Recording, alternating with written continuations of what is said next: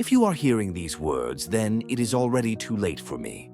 I, Dr. Edward H. Langston, once a scholar of antiquarian religions at Miskatonic University, leave this testimony not as a warning, for warnings are useless, but as a record, a desperate attempt to preserve the truth before the dark takes me.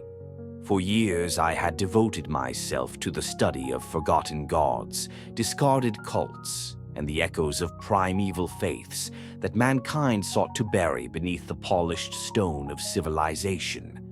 Among these, one name recurred like a fever dream across ages and continents: Shub-Niggurath, the black goat of the woods with 1,000 young. The ancients knew her. In Mesopotamia, she was the mother of desolation. In the forgotten forests of Europe, she was worshipped as the she-wolf of the earth.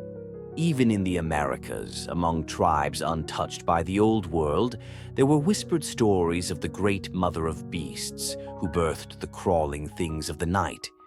Yet what little survives is fragmentary. Half-mad ravings, rituals described in trembling hands, sacrificial rites performed in moonless woods. It was not until I discovered the journal of Professor Albert Winscombe, lost in 1872 during an expedition to the Dunwich Hills, that I realized the truth. Shub-Niggurath was no mere myth. She was real. She is real. Winscombe wrote of a hidden glen where the earth itself pulsed and breathed, where robed figures performed obscene rites, offering blood and life to something vast and unseen lurking just beyond the veil. His final words, smeared and desperate, chilled me. She comes, through the roots, through the bones of the earth. She comes. I had to see it. I told myself it was scholarly duty, but the truth, now clear to me, was pride. I fancied myself beyond fear. I believed I could observe the abyss without falling into it. The journey took me to Arkham, then beyond, into the heart of the old forests that predated man. The deeper I went, the stranger the land became. Trees twisted into grotesque forms, their roots knotted like veins. Insects buzzed with unnatural fervor. The air grew thick, fetid, and alive. It was on the third night that I first heard the whispers, low, almost imperceptible, calling me by name, promising knowledge, promising transcendence. I told myself it was the wind. I told myself many lies. I found the glen, a clearing carpeted with black moss and strange fungi that oozed when stepped upon. In its center stood a circle of ancient stones, worn smooth by aeons, each marked with writhing, indecipherable sigils.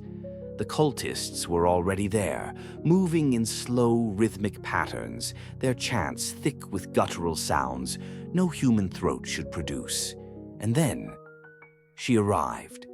Not from the sky, nor from the earth, but through the very fabric of reality itself, a rippling distortion in the air, like heat over stone, from which poured a tide of black, pulsating flesh.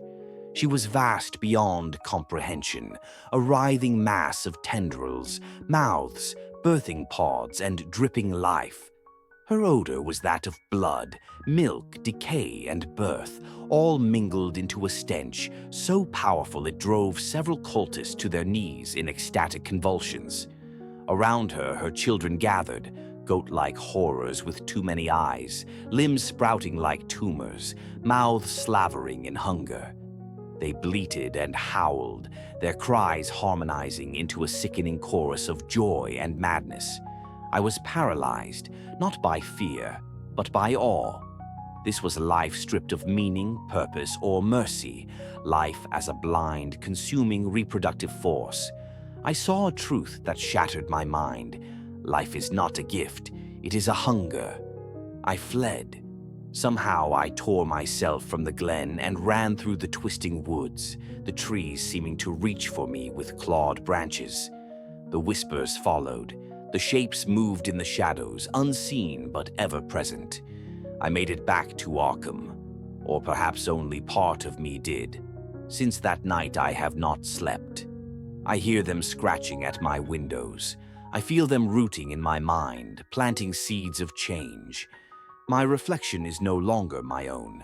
Sometimes I catch glimpses of black fur growing where there was once bare skin, of eyes blinking beneath my flesh. I have been marked by Shub-Niggurath, claimed, a vessel for her endless procreation, a small note in her infinite symphony of horror. I know what must come. Soon I will be called back to the woods. I will join the chorus.